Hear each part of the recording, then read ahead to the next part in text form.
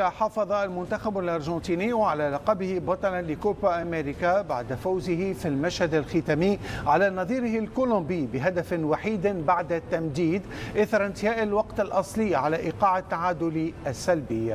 النهائي الذي أقيم في ميامي تأخر لأكثر من ساعة بسبب أحداث الشغب خارج الملعب، فيما تعرض النجم ليونيل ميسي للإصابة، وأكمل المباراة متحاملا على إصابته قبل أن يغادر اللقاء في الدقيقة 66.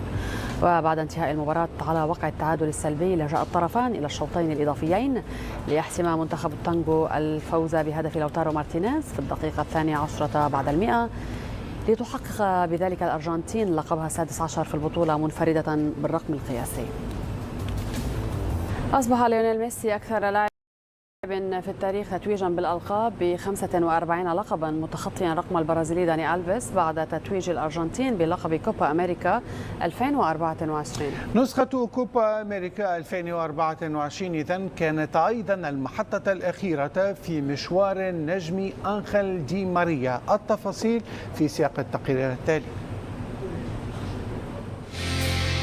بعد أن انتهت حقبة مارادونا والجيل الذهبي آنذاك مع الأرجنتين، كان السؤال الذي يدور: من الذي سيخلف دييغو ويعيد الأرجنتين إلى قمة المجد الكروي؟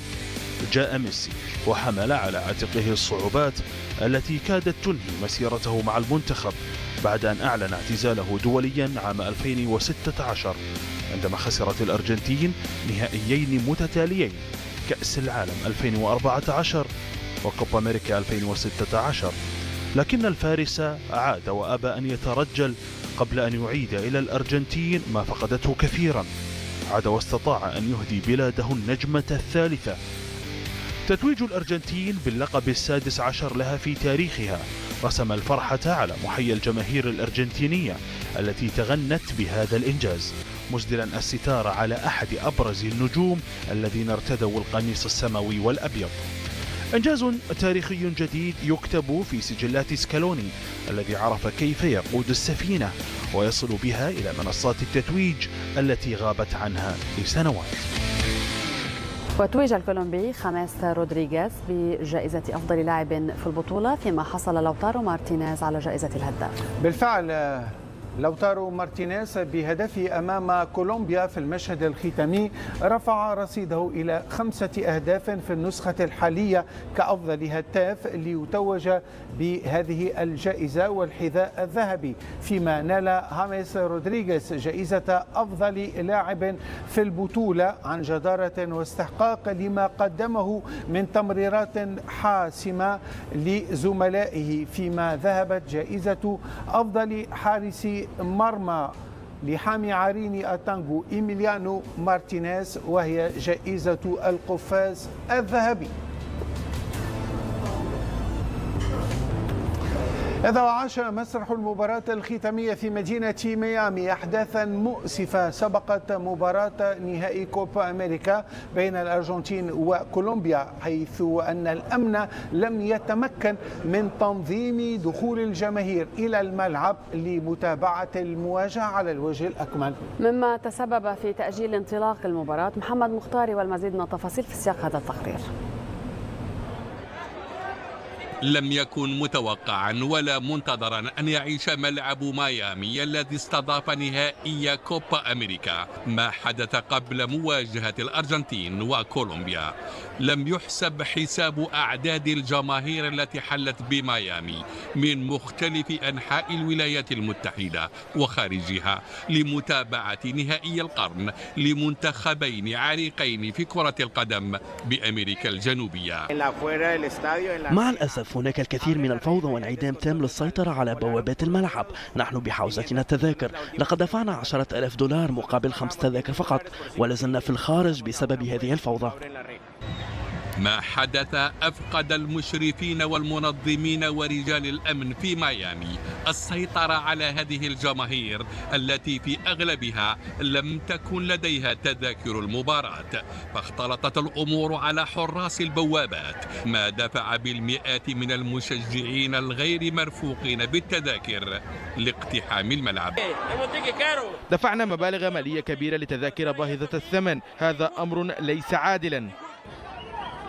اشتباكات حدثت خارج الملعب بين الشرطة وأعداد المشجعين، كما ظهر في عدد من الفيديوهات التي انتشرت بسرعة وأظهرت الجماهير أثناء ركضها في محاولة لاختراق بوابات الملعب في ميامي.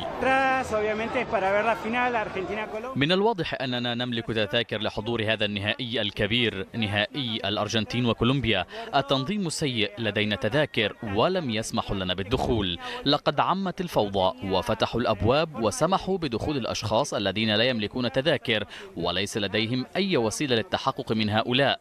لا نعرف إذا دخلوا بأسلحة كانت بحوزتهم.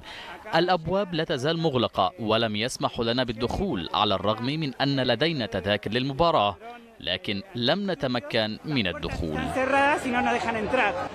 أحداث نهائي كوبا أمريكا قبل المباراة دفع باتحاد كرة القدم في أمريكا الجنوبية الكونمبول إلى إصدار قرارات بتأجيل انطلاق المباراة 3 مرات، أي بتأخير دام 80 دقيقة.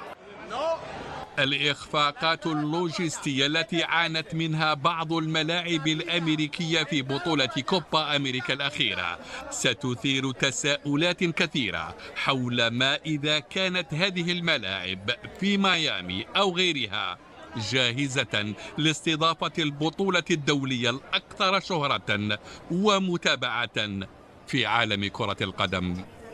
محمد مختاري، بي سبورتس، واشنطن. أصبح ليونيل ميسي أكثر لاعب في التاريخ تتويجا